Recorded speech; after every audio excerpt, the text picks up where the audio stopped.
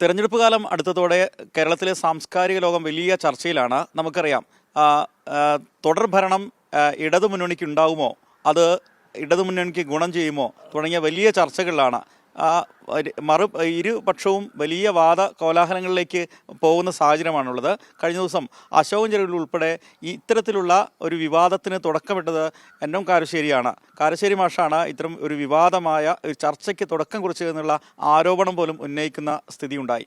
ഇപ്പോൾ നമ്മോടൊപ്പം കാരശ്ശേരി മാഷ് തന്നെ ചേരുന്നുണ്ട്. പക്ഷേ ഈ സാംസ്കാരിക രംഗത്തെ ഇത്തരം ഒരു വിഷയത്തിന് തുടക്കമിട്ടത് അങ്ങ് ബോധപൂർവമാണ് എന്ന സൂചനയാണ് പറയുന്നത് അശോകൻ ചെരുവിൽ ഉൾപ്പെടെ. എന്താണ് മറുപടി?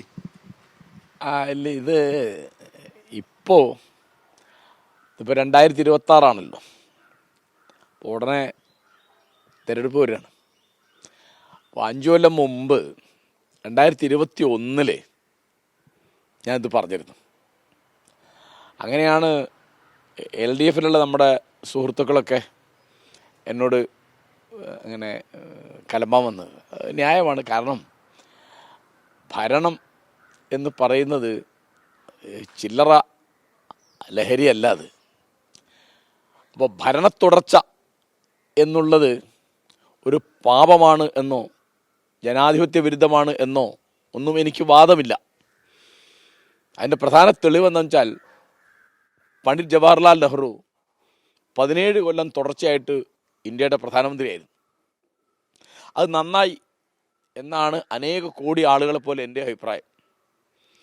അപ്പോൾ അതൊരു വലിയ സംഗതിയാണ്. കാരണം ജവഹർലാൽ നെഹ്റു മതേതരത്വം, ജനാധിപത്യം, ദേശീയത തുടങ്ങിയുള്ള മൂല്യങ്ങളിൽ വിശ്വാസമുള്ള ആളും അത് പാലിച്ച ആളുമാണ്. അദ്ദേഹത്തിന് ഒരു തെറ്റും പറ്റിയിട്ടില്ല എന്നൊന്നുമല്ല. അപ്പോൾ 1959 വിമോചന സമരം കൊടുമ്പിരി കൊണ്ടപ്പോൾ ആ ഗവൺമെൻറ്റിനെ പിരിച്ചുവിടാൻ വേണ്ടി രാഷ്ട്രപതിയോട് ശുപാർശ ചെയ്തത് നെഹ്റുവാണ്. അത് തെറ്റാണ്. ആ മനുഷ്യർക്ക് തെറ്റ് പറ്റും. പക്ഷെ നെഹ്റു ഒരിക്കലും തൻ്റെ രാജവംശം സ്ഥാപിച്ചിട്ടില്ല, ആളുകൾ ആരോപിക്കുന്ന മാതിരി. അപ്പം അദ്ദേഹത്തിൻ്റെ മകൾ ഒരിക്കലും അദ്ദേഹം ഇരിക്കുന്ന കാലത്ത് അധികാരത്തിൽ വന്നിട്ടില്ല. ഇന്ദിരാഗാന്ധി അധികാരത്തിൽ വരുന്ന എപ്പോഴാണ്? ലാൽ ബഹദൂർ ശാസ്ത്രി പ്രധാനമന്ത്രിയാവുമ്പോൾ അദ്ദേഹത്തിൻ്റെ മന്ത്രിസഭയിൽ വാർത്താവിതരണ വകുപ്പ് മന്ത്രിയായിട്ടാണ് വരുന്നത്. ഞാൻ ഉദാഹരണം പറയാം. അപ്പോൾ ഒന്നാം പിണറായി ഗവൺമെൻറ്റിൻ്റെ നയങ്ങളും പരിപാടികളും താരതമ്യേന ഭേദമായിരുന്നു എന്നാണ് എൻ്റെ അഭിപ്രായം. ഞാൻ അന്നും അഭിപ്രായം പറഞ്ഞിട്ടുണ്ട്. അപ്പം അന്ന് എന്നെ എല്ലാവരും പരിഹസിച്ചു. നന്നാണ്, തുടരണ്ട എന്നാണ് ഈ പറയുന്നത്. ഒരു കുട്ടി നന്നായി പരീക്ഷ എഴുതി അവനെ ജയിപ്പിക്കാൻ പറ്റില്ല എന്ന് പറയുന്ന മാഷ് എന്ത് മാഷാണെന്നൊക്കെ ചോദിച്ചു. അപ്പം അത് അപജയം വരും എന്ന് തോന്നിയോണ്ട് ഞാൻ പറഞ്ഞത്. ഇപ്പം ഇന്ന് നിങ്ങൾ ആലോചിച്ച് പറയൂ,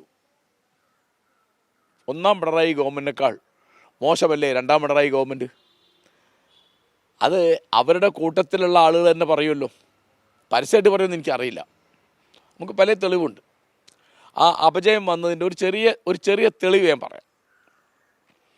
ഭരണം കിട്ടാനോ കിട്ടിയ ഭരണം നിലനിർത്താനോ നിങ്ങൾക്ക് വലിയ ആസക്തി വരുമ്പോഴാണ് നിങ്ങൾ നിലപാടുകളിൽ നിന്ന് മാറുക. അപ്പം ഞാൻ ഒറ്റ ഉദാഹരണം പറഞ്ഞാൽ ആ കാര്യം മനസ്സിലാവും. 2006 ഞങ്ങളുടെ ഇവിടുത്തെ MLA മത്തായി ചാക്കോ അകാലത്തിൽ മരിച്ചുപോയി. അപ്പോൾ ഞങ്ങളുടെ ഇവിടുത്തെ രൂപതയുടെ താമരശ്ശേരി രൂപതയുടെ ബിഷപ്പ് ആ മരണം കഴിഞ്ഞപ്പോൾ അദ്ദേഹത്തെപ്പറ്റി മത്തായി ചാക്കോട്ടി പറഞ്ഞത്, ബോധപൂർവം അന്ത്യകൂദാശ സ്വീകരിച്ചാണ് മത്തായി ചാക്കോ കർത്താവിൽ നിദ്ര പ്രാപിച്ചതെന്ന് പറഞ്ഞു. എന്ന് പറഞ്ഞാൽ മത്തായി ചാക്കോ വിശ്വാസിയായിരുന്നു എന്നാണ് അദ്ദേഹം പറഞ്ഞത്. അപ്പോൾ അന്ന് CPMൻ്റെ സംസ്ഥാന സെക്രട്ടറിയാണ് ശ്രീ പിണറായി വിജയൻ. അദ്ദേഹം പറഞ്ഞു അത് പച്ചക്കള്ളമാണ് എന്ന് പറഞ്ഞു. ആ ബിഷപ്പിനെ നികൃഷ്ടജീവി എന്ന് വിളിച്ചു. ഒരാളെയും ആരും അങ്ങനെ വിളിക്കാൻ പാടില്ല. ഇതുവരെ അത് പിൻവലിക്കുക അദ്ദേഹം ഖേദം പ്രകടിപ്പിക്കുകയും ചെയ്തിട്ടില്ല. ഇതേ പിണറായി തന്നെ ഭക്തനാണ് എന്ന് പിണറായിയുടെ സാന്നിധ്യത്തിൽ ആഗോള അയ്യപ്പ സംഗമത്തിൻ്റെ സമയത്ത് വെള്ളാപ്പള്ളി നടേശൻ പറഞ്ഞു. അദ്ദേഹം മിണ്ടിയില്ലല്ലോ. മത്തായി ചാക്കോ മരിച്ചു കഴിഞ്ഞിട്ടാണ് ഇത് പറഞ്ഞത്. ബഹുമാനപ്പെട്ട മുഖ്യമന്ത്രി ശ്രീ പിണറായി വിജയൻ ഇപ്പോഴും ജീവിച്ചിരിപ്പുണ്ട്. അദ്ദേഹത്തിൻ്റെ വളരെ അടുത്ത സുഹൃത്തും പല കാര്യങ്ങളും സഹപ്രവർത്തകനാണ് ആര്? വെള്ളാപ്പള്ളി. അപ്പം അദ്ദേഹം ഭക്തനാണ് എന്ന് പറഞ്ഞു. അദ്ദേഹം സംസ്ഥാന മുഖ്യമന്ത്രിയാണ്. അനവധി കാലം MLA ആയിരുന്നു, ഇതിനു മുമ്പ് മന്ത്രിയായിരുന്നു. CPM ഇപ്പോൾ ജീവിച്ചിരിക്കുന്ന ഏറ്റവും വലിയ നേതാവ് ആരെന്ന് വെച്ചാൽ പിണറായി വിജയൻ ആയിരിക്കും. അദ്ദേഹം പോളിറ്റ് ബ്യൂറോ അംഗമാണ്. ഇന്ത്യയിലെ ഒരേ ഒരു സംസ്ഥാന മുഖ്യമന്ത്രിയാണ് അദ്ദേഹം, കമ്മ്യൂണിസ്റ്റ് മുഖ്യമന്ത്രി. കമ്മ്യൂണിസ്റ്റ് പാർട്ടിക്കാർ ഭരിക്കുന്ന സംസ്ഥാനം വേറെയില്ല. ആ മുഖ്യമന്ത്രിയെപ്പറ്റി അദ്ദേഹത്തിൻ്റെ സാന്നിധ്യത്തിൽ ഭക്തനാണ് എന്ന് വെള്ളാപ്പള്ളി നടേശൻ പറഞ്ഞിട്ട് അദ്ദേഹം മിണ്ടുന്നില്ല. എന്താ മിണ്ടാത്തത്? അതാണ് അധികാരം എന്ന് പറഞ്ഞ സാധനം. മനസ്സിലാവുണ്ടോ? അപ്പോൾ ഞാൻ വേറെ ഉദാഹരണം പറയാം. ഇപ്പോൾ 2015 കോഴിക്കോട്ടെ നൗഷാദ് എന്ന് പേരായിട്ട് ഒരു സാധു ഓട്ടോറിക്ഷ ഡ്രൈവർ ആൾനൂഴിപ്പെട്ട 2 അതിഥി തൊഴിലാളികളെ രക്ഷിക്കാൻ വേണ്ടിയുള്ള ശ്രമത്തിൽ മരിച്ചുപോയി. അപ്പോൾ ആരാണ് ആൾനൂഴിപ്പെട്ടത്? അവൻ്റെ പേരെന്താണ്, ജാതി എന്താണ്, മതമെന്താണ്, ഭാഷ എന്താണ് എന്നൊന്നും അറിയാത്ത ഒരു ജീവകാരുണ്യ പ്രവർത്തനത്തിലേക്കാണ് ഈ സാധു മനുഷ്യൻ മരിച്ചുപോയത്. ചെറുപ്പക്കാരൻ, ദരിദ്രനായൊരു മനുഷ്യൻ, ഓട്ടോറിക്ഷ തൊഴിലാളി. അന്ന് മുഖ്യമന്ത്രിയാണ് ഉമ്മൻചാണ്ടി. ഉമ്മൻചാണ്ടി അദ്ദേഹത്തിൻ്റെ കുടുംബത്തിന് 10 ലക്ഷം രൂപ സഹായധനം അനുവദിച്ചു. അതിൽ അങ്ങേയറ്റം അസഹിഷ്ണുവായിട്ട് വെള്ളാപ്പള്ളി നടേശൻ പറഞ്ഞു, അത് മുസ്ലിം ആയതുകൊണ്ട് കൊടുത്താൽ. നൗഷാദിൻ്റെ പേര് കേട്ടാൽ അറിയാലോ, മുസ്ലിം ആയതുകൊണ്ട് കൊടുത്താൽ. അത് കേട്ടപ്പോൾ അന്നത്തെ സംസ്ഥാന സെക്രട്ടറി, CPM സംസ്ഥാന സെക്രട്ടറി ശ്രീ പിണറായി വിജയനാണ്. അദ്ദേഹം പറഞ്ഞു, വെള്ളാപ്പള്ളി നടേശൻ കേരളത്തിലെ തൊഗാഡിയാണ്.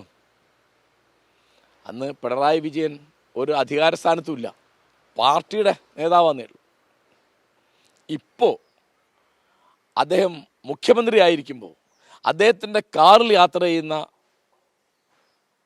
വെള്ളാപ്പള്ളി നടേശൻ ഈ തരത്തിൽ എന്തൊക്കെ അസംബന്ധങ്ങൾ പറഞ്ഞു. ജവഹർലാൽ നെഹ്റു 5 നേരം നിസ്കരിക്കുന്ന മുസൽമാനാണെന്ന് പറഞ്ഞു. ഇതുപോലൊരു പച്ചക്കള്ളമുണ്ടോ? ഇതുപോലെ മലപ്പുറം ജില്ലയിൽ ഈഴവന്മാർക്ക് ജീവിക്കാൻ നിവൃത്തിയില്ല എന്ന് പറഞ്ഞു. അവിടെ മുസ്ലിങ്ങളെ പേടിച്ചിട്ടാണ് ക്രിസ്ത്യാനികൾ കഴിയുന്നതെന്ന് പറഞ്ഞു. അതിനൊക്കെ മറുപടി പറയണ്ടേ വെള്ളാപ്പള്ളി നടേശൻ, പിണറായി വിജയൻ? അതേയല്ലേ ആഭ്യന്തര വകുപ്പ് കൈകാര്യം ചെയ്യുന്ന മുഖ്യമന്ത്രി?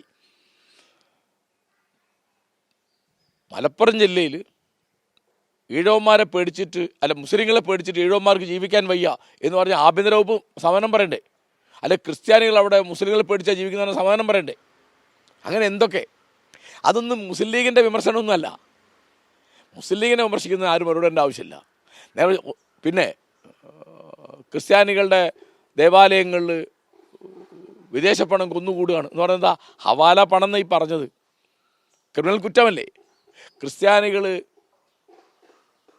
പണം കൊടുത്ത് ആളുകളെ മതം മാറ്റുന്നുണ്ടെന്ന് പറഞ്ഞു, ക്രിമിനൽ കുറ്റമാണത്. ഇതൊക്കെ നടക്കുന്നുണ്ടെന്ന് വെള്ളാപ്പള്ളി പറയുമ്പോൾ നടക്കുന്നുണ്ടെന്നോ ഇല്ലാന്നോ മറുപടി പറയേണ്ട ഉത്തരവാദിത്വം മുഖ്യമന്ത്രിക്കുണ്ട്. അതിന് സമാധാനം പറയേണ്ട ഉത്തരവാദിത്തമുണ്ട്. അങ്ങനെ ഉണ്ടെങ്കിൽ നടപടി എടുക്കണമല്ലോ. ആലോചിച്ച് നോക്കൂ. അപ്പോൾ അദ്ദേഹത്തെ മൗനിയാക്കുന്ന ആരാണ്? അധികാരമാണ്. കാരണം വെള്ളാപ്പള്ളി നടേശൻ വിചാരിച്ചാൽ 10 വോട്ട് അധികം കിട്ടും, അല്ലെ അദ്ദേഹം പിണങ്ങിയാൽ 10 വോട്ട് മാറിപ്പോവും. വോട്ടും നോട്ടും വേണമെന്ന് വിചാരിച്ചിട്ടാണ് വെള്ളാപ്പള്ളി നടേശൻ പറയുന്ന അസംബന്ധത്തിനെതിരായിട്ട് ശ്രീ പിണറായി വിജയനോ അദ്ദേഹത്തിൻ്റെ പാർട്ടിയിൽ ആരും സംസാരിക്കാത്തത്. പിന്നെ അദ്ദേഹം പറയുന്നതിന് അനുകൂലമായിട്ടല്ലേ AK ബാലൻ്റെ പ്രസ്താവന? എന്താ പറഞ്ഞത് UDF അധികാരത്തിൽ വന്നാൽ ആഭ്യന്തര വകുപ്പ് ജമാഅത്തെ ഇസ്ലാമി കൈകാര്യം ചെയ്യുന്ന. ആലോചിച്ചു. ജമാഅത്തെ ഇസ്ലാമി കേരളത്തിൽ ഒരു പഞ്ചായത്ത് ഭരിക്കുന്നുണ്ടോ? 1000-ഓളം പഞ്ചായത്തുണ്ട് കേരളത്തിൽ. ഒരു പഞ്ചായത്ത് ജമാഅത്ത് ഇസ്ലാമി ഭരിക്കുന്നില്ല. ജമാഅത്ത് ഇസ്ലാമി നല്ലതോ ചീത്തയോ എന്നുള്ള അല്ല ഇവിടുത്തെ ചർച്ച, അത് സത്യമാണോ അല്ലേ എന്നുള്ള. അപ്പോൾ ബാലൻ എന്താ പറഞ്ഞത്? UDF വന്നാൽ ഏതെങ്കിലും മുസ്ലിമിന് ചിലപ്പോൾ ആഭ്യന്തര വകുപ്പ് കിട്ടുന്ന, അത് ഹിന്ദു വോട്ടുകളെ പ്രകോപിപ്പിക്കാനാണ്. ഇപ്പം എന്തായി നമ്മുടെ നാട്ടിലിപ്പോൾ? നമ്മൾ CPM വോട്ട്, കോൺഗ്രസിൻ്റെ വോട്ട്, കേരള കോൺഗ്രസിൻ്റെ വോട്ട് എന്നല്ല നമ്മൾ പറയുന്നത്. എന്താ പറയുന്നത്? Christian vote. ആര്? ഞാനടക്കം, നിങ്ങളടക്കം, ചാനലുകാരും പത്രക്കാരും Christian vote, Nair vote, Ezhava vote. അപ്പോൾ നിങ്ങളുടെ ജനാധിപത്യം അതരത്തൊക്കെ എവിടെ പോയി? ഈ തരത്തിലുള്ള സാമുദായികമായ ചേരിതിരിവ് സൃഷ്ടിക്കാൻ CPM പ്രചോദിപ്പിക്കുന്ന ആരാണ്? അത് അധികാരമാണ്. അപ്പോൾ ഭരണത്തുടർച്ച കിട്ടി, അപ്പോൾ ഒന്നുകൂടി ചീത്തയായി, പല കാര്യങ്ങളും ചീത്തയായി. ഇപ്പോൾ ഒരു ഉദാഹരണം ഞാൻ പറയാം. കേരളത്തിലെ പോലീസിനെ സ്വാധീനിക്കുന്നത് സംഘപരിവാറാണ് എന്ന് പറഞ്ഞ ആരാ? ഞാനല്ല. കേരളത്തിലെ ഇടതുപക്ഷത്തിൻ്റെ രണ്ടാമത്തെ പാർട്ടി CPI ആ. അതിൻ്റെ അഖിലേന്ത്യാ നേതാവ് ശ്രീമതി ആനിരാജയാണത് പറഞ്ഞത്. അപ്പോൾ നമുക്ക് തെളിവുണ്ട്. പോലീസ് സേനയിൽ നിന്ന് പുറത്തു വരുന്ന റിട്ടയർ ചെയ്യുന്ന ആൾക്കാരൊക്കെ ഏത് പാർട്ടിയിലാണ് പോകുന്നത്? അവരൊക്കെ BJPയിലാണ് പോകുന്നത്. അതിപ്പോൾ TP സെൻകുമാർ ആണെങ്കിലും ശ്രീലേഖ ആണെങ്കിലും ജേക്കബ് തോമസ് ആണെങ്കിലും ഇപ്പോൾ ആലോചിച്ച് നോക്കൂ. ഇപ്പോൾ MR അജയ്കുമാർ, അദ്ദേഹത്തിന് RSOയുടെ എന്താ ബന്ധം എന്നുള്ളതിനെ പറ്റി ആരും വിശദീകരിച്ചില്ലല്ലോ. എവിടെ നിന്നൊക്കെ എന്തൊക്കെ ആരോപണം ഉണ്ടായിട്ട് അദ്ദേഹം മിണ്ടിയില്ലല്ലോ. ആഭ്യന്തര വകുപ്പിൻ്റെ ചുമതലയുള്ള മുഖ്യമന്ത്രി മിണ്ടിയില്ലല്ലോ. എന്താ മിണ്ടാത്തത്? അപ്പോൾ ഒരു അഴിമതി ആരോപണവും വന്നിട്ടില്ല എന്നാണ് ചില പത്രപ്രവർത്തകർ പറയുന്നത്. ഞാൻ ചോദിക്കുന്നത്, മുഖ്യമന്ത്രിയുടെ മകള് എക്സാലോജിക് എന്നുള്ള കമ്പനിയുടെ പേരിൽ കരിമണൽ ഖനന സ്ഥാപനത്തിൽ നിന്ന് 1,72,00,000 രൂപ മേടിച്ചു എന്ന് തെളിഞ്ഞു. മേടിച്ചവന് സമ്മതിച്ചു. എന്ത് സേവനം കൊടുത്തിട്ടാണ് ആ പൈസ മേടിച്ചതെന്നുള്ളതിന് ഒരു മറുപടിയില്ല. അതിനാകെ പറഞ്ഞ മറുപടി അതിന് നികുതി കൊടുത്തിട്ടുണ്ടെന്നാ. നല്ല മറുപടിയല്ലേ? എന്തിൻ്റെ പേരിലാണ് കിട്ടിയത് എന്ന് പറഞ്ഞില്ലല്ലോ. അങ്ങനെ എന്തെല്ലാം കാര്യങ്ങൾ. അപ്പോൾ ഞാൻ പറയുന്നത്, ഒന്നാം പിണറായി സർക്കാരിൻ്റെ കാലം കഴിഞ്ഞ് UDF ആണ് വന്നിരുന്നെങ്കിൽ ഈ തരത്തിൽ LDF ചീത്തയാവുമായിരുന്നില്ല. ഇപ്പോൾ എന്താ ഉണ്ടായത്? LDF മാത്രമല്ല ചീത്തയായി, എല്ലാവരും ചീത്തയായി. ഞാൻ തെളിവ് പറയാം.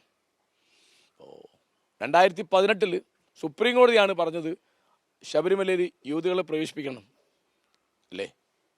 ഭരണഘടന ഉദ്ധരിച്ചിട്ടാണ് കോടതിയെ പറഞ്ഞത്. എന്താ ഭരണഘടന? സ്ത്രീ പുരുഷ സമത്വം. യുവതികൾ പ്രവേശിക്കാൻ പാടില്ലെന്ന് പറയുന്നത് അയിത്തമാണ്. ആർത്തവം നിലയ്ക്കാത്ത പെണ്ണുങ്ങൾ അങ്ങോട്ട് കയറാൻ പാടുന്ന അശുദ്ധം എന്നുള്ള വാക്കുന്ന അയിത്തം എന്നുണ്ടാവുന്നത്. അയിത്തം പാലിക്കാൻ പാടില്ല. ആ വിധിയെ എല്ലാവരും സ്വാഗതം ചെയ്തു. BJP സ്വാഗതം ചെയ്തു, UDF കോൺഗ്രസ് സ്വാഗതം ചെയ്തു, CPM സ്വാഗതം ചെയ്തു. 2 ദിവസം കഴിഞ്ഞപ്പോൾ BJP കാലുമാറി. 2 ആഴ്ച കഴിഞ്ഞപ്പോൾ കോൺഗ്രസ് കാലുമാറി. 2 മാസം കഴിഞ്ഞപ്പോൾ CPM കാലുമാറി. ഇപ്പം എല്ലാവരും പറയുന്നത് എന്താ? ആചാര സംരക്ഷണമാണ് നവോത്ഥാനം എന്നാ. ആചാര ലംഘനമാണ് നവോത്ഥാനം എന്നാണ് നമ്മൾ പഠിച്ചത്. നമ്മൾ പഠിക്കേണ്ടോ അതാ. ബഷീർ പണ്ട് പറഞ്ഞില്ലേ, സമാധാനപരമായ യുദ്ധം എന്ന മാതിരിയാ. എന്ത്? ആചാര സംരക്ഷണമാണ് നവോത്ഥാനം. ഈ തരത്തിൽ ഈ നമ്മുടെ പാർട്ടികളെ മുഴുവൻ അപജയത്തിലേക്ക്, ജീർണതയിലേക്ക് തള്ളിവിടുന്നത് ഈ അധികാരാസക്തിയാണ്. അതുകൊണ്ട് ഞാൻ ഇപ്പോഴും പറയുന്നു, നിവൃത്തിയുണ്ടെങ്കിൽ കേരളീയർ ഒരു കൂട്ടർക്കും LDFനോ UDFനോ ഒരു ടേമിലധികം ഭരണം കൊടുക്കരുത്. LDF UDF ഇങ്ങനെ മാറി മാറി കളിച്ചതിൻ്റെ സുഖങ്ങളാണ്, അതിൻ്റെ സൗകര്യങ്ങളാണ് കേരളീയർ അനുഭവിച്ചത്. കാരണം ജനങ്ങളാണ് മേലേന്ന് വരും. ഇവരുടെ അഹങ്കാരം ഏത് പാർട്ടിയാണെങ്കിലും ഏത് മുന്നണിയാണെങ്കിലും നിങ്ങൾ ഭരണത്തുടർച്ച കൊടുത്താൽ സാധാരണയിൽ വരും, എല്ലപ്പോഴും വരും, എല്ലാവർക്കും വരുന്നല്ല. ഇപ്പോൾ നെഹ്റുവിന് വന്നില്ലല്ലോ, അങ്ങനെയുണ്ട്. അപ്പോൾ ഇതിപ്പോൾ എന്താ? അപ്പോൾ നിങ്ങൾ ചോദിക്കും എന്താണ് ഇപ്പോൾ LDF UDF ഇങ്ങനെ മാറി കളിച്ചാലുള്ളൊരു ഗുണം എന്ന് വെച്ചാൽ BJP വരില്ല. ഇപ്പോൾ BJP ശക്തിപ്പെട്ടു. ഈ കഴിഞ്ഞ 10 കൊല്ലം കൊണ്ട്, പ്രത്യേകിച്ച് കഴിഞ്ഞ 5 കൊല്ലം കൊണ്ട് കേരളത്തിൽ ശക്തിപ്പെട്ട പാർട്ടി ആരാ? BJP. അവരിപ്പോൾ നാളെ 10 MLA ഉണ്ടാവുമെന്നല്ല ഞാൻ പറയുന്നത്. എല്ലാ മണ്ഡലങ്ങളിലും അവരുടെ വോട്ട് ശതമാനം കൂടിയിട്ടുണ്ട്. അതിൻ്റെ തെളിവെന്താ? തെളിവ് ലോക്കൽ ബോഡീസ്, തദ്ദേശ സ്വയംഭരണ സ്ഥാപനങ്ങളുടെ തിരഞ്ഞെടുപ്പിൽ നമ്മൾ വിചാരിക്കാത്ത ആളുകൾ അവർക്ക് വോട്ട് കൂടി. അപ്പോൾ അത് കൂടിയാൽ എന്താ ആപത്ത്? BJP ഒരു പാർട്ടിയാണ്. പക്ഷേ അതിൻ്റെ ഒരു കുഴപ്പമുള്ളതെന്ന് വെച്ചാൽ അതിൽ മതമുണ്ടായാൽ അത് മാറാൻ വിഷമമാണ്. അതുണ്ടാക്കുന്ന പരിക്ക്, അതുണ്ടാക്കുന്ന മാനസികമായ വിഭജനം, അതുണ്ടാക്കുന്ന വെറുപ്പ്, അതുണ്ടാക്കുന്ന അസമാധാനം ചില്ലറയല്ല. നമ്മൾ ഉത്തരേന്ത്യയിലേക്ക് കാണുന്നുണ്ടല്ലോ. ഇത് എന്തായിരിക്കും പക്ഷേ ഈ അശോകൻ ചെരുവിലും അല്ലെങ്കിൽ ഈ സാംസ്കാരിക പ്രവർത്തകരാണ്, ഇതിനെക്കുറിച്ച് നല്ല ധാരണയുള്ള ആളുകളാണ്, രാഷ്ട്രീയ ധാരണയുള്ള ആളുകളാണ്, ഇവർക്കിത് മനസ്സിലാവുകയാണോ? അപ്പോൾ എൻ്റെ സുഹൃത്താണ് അശോകൻ ചെരുവിൽ. അദ്ദേഹം നല്ല എഴുത്തുകാരനാണ്, ഞങ്ങൾ സുഹൃത്തുക്കളാണ്. അദ്ദേഹം ഇപ്പോൾ അല്ല പണ്ടേ അദ്ദേഹം CPM-ൻ്റെ ഒരു പ്രധാന പ്രവർത്തകനും വക്താവുമാണ്. അദ്ദേഹം ഇപ്പോൾ സാഹിത്യ അക്കാദമി വൈസ് പ്രസിഡൻ്റാണ്. നേരത്തെ PSC-യിൽ മെമ്പറായിരുന്നു. അങ്ങനെ അദ്ദേഹം പാർട്ടിക്ക് വേണ്ടി സംസാരിക്കുന്ന ഒരാളാണ്. അപ്പം അശോകൻ്റെ ഒക്കെ തെറ്റിദ്ധാരണ രാഷ്ട്രീയ പ്രവർത്തനം സഫലമാവണമെങ്കിൽ എപ്പോഴും അധികാരം വേണമെന്നാണ്. രാഷ്ട്രീയ പ്രവർത്തനത്തിന് അധികാരം അത്യാവശ്യമാണ് എന്ന് വിചാരിക്കാത്ത ഒരാളാണ് ഞാൻ. അതിൻ്റെ ഏറ്റവും നല്ല തെളിവ് ഞാൻ പറയാം. ഇവിടെ വലിയ രാഷ്ട്രീയ പ്രവർത്തനം നടത്തിയ മിക്ക ആൾക്കും വലിയ അധികാരമൊന്നും ഉണ്ടായിരുന്നില്ല. അപ്പോൾ അശോകന് എളുപ്പം മനസ്സിലാകുന്ന ഉദാഹരണം ഞാൻ പറയാം. AKG ഒരിക്കലും മന്ത്രിയായിരുന്നില്ല. P. ഗോവിന്ദപിള്ള ഒരിക്കലും മന്ത്രിയായിരുന്നില്ല. K. ദാമോദരൻ ഒരിക്കലും മന്ത്രിയായിരുന്നില്ല. P. കൃഷ്ണപിള്ള മന്ത്രിയായിട്ടില്ല. കോൺഗ്രസ്സുകാർ കൊടുത്ത് പറയുകയാണെങ്കിൽ ഇപ്പോൾ ഗാന്ധി ഒരിക്കലും ഒരു പഞ്ചായത്ത് മെമ്പർ പോലും ആയിട്ടില്ല. അപ്പോൾ രാഷ്ട്രീയ പ്രവർത്തനത്തിന് അധികാരം വേണമെന്നൊന്നുമില്ല. ഇപ്പോൾ ഖാൻ അബ്ദുൽ ഗാഫർ ഖാൻ അദ്ദേഹത്തിനൊരു അധികാരം ഉണ്ടായിരുന്നില്ലല്ലോ, വലിയ രാഷ്ട്രീയ പ്രവർത്തകനല്ലേ. ഇപ്പോൾ മുഹമ്മദ് അബ്ദുറഹിമാൻ അദ്ദേഹം മന്ത്രിയായിട്ടില്ല, അദ്ദേഹം മദുരാശി സഭയിൽ മെമ്പറായിരുന്നുള്ളൂ. ഇപ്പോൾ മൊയ്ത് മൗലവി അദ്ദേഹം കോഴിക്കോട് മുനിസിപ്പാലിറ്റി അല്ലാതെ വേറെ എവിടെയും ആയിട്ടില്ല, അദ്ദേഹം മന്ത്രിയൊന്നും ആയിട്ടില്ല. അപ്പോൾ അധികാരം ഇപ്പോൾ കേരളത്തിലെ ഏറ്റവും വലിയ രാഷ്ട്രീയ പ്രവർത്തനം നടത്തിയ കമ്മ്യൂണിസ്റ്റ് പാർട്ടിയുടെ നേതാക്കന്മാരെന്ന് പറയുന്നത് ഒന്നാമത്തെ ആൾ കൃഷ്ണപിള്ളയാണ്, രണ്ടാമത്തെ ആൾ AKG ആണ്. അവർക്കൊന്നും അധികാരം കിട്ടിയിട്ടില്ല.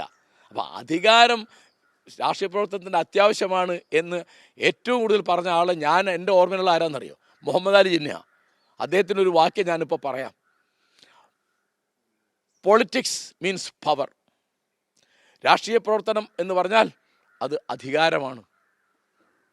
ഉണ്ടോ? അപ്പോൾ ഗാന്ധിയും ജിന്ന നമ്മളുടെ വ്യത്യാസം അവിടെയാണ്. ഗാന്ധിക്ക് രാഷ്ട്രീയ പ്രവർത്തനം എന്ന് പറഞ്ഞാൽ എന്താ? അത് രാഷ്ട്രസേവനാണ്, അത് ജനങ്ങളുടെ ദുരിതം അകറ്റലാണ്, ജനങ്ങൾക്ക് വേണ്ടി ജീവിക്കലാണ്, അല്ലാതെ അധികാരത്തിന് വേണ്ടി ജീവിക്കലല്ല. ജിന്ന അങ്ങനെയായിരുന്നു. അപ്പോൾ ജിന്നയിൽ നമ്മൾ പഠിക്കരുത്. നമുക്ക് പഠിക്കാൻ നല്ലത് ഗാന്ധിയിൽ നിന്നാണ്. അശോകൻ മാഷ് അങ്ങനെ ഗാന്ധിയിൽ നിന്ന് പഠിക്കാൻ ശ്രമിക്കണം.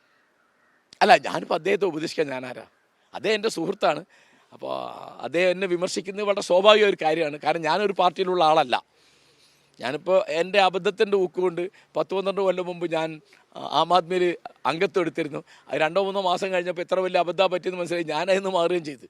അത്രയേ ഉള്ളൂ. അദ്ദേഹം രാഷ്ട്രീയക്കാരനാണ്, അദ്ദേഹം എഴുത്തുകാരനുമാണ്, എൻ്റെ സുഹൃത്താണ്. ഞാൻ അദ്ദേഹത്തെ ഒരിക്കലും നിന്ദിച്ചൊരു വാക്കും പറയില്ല.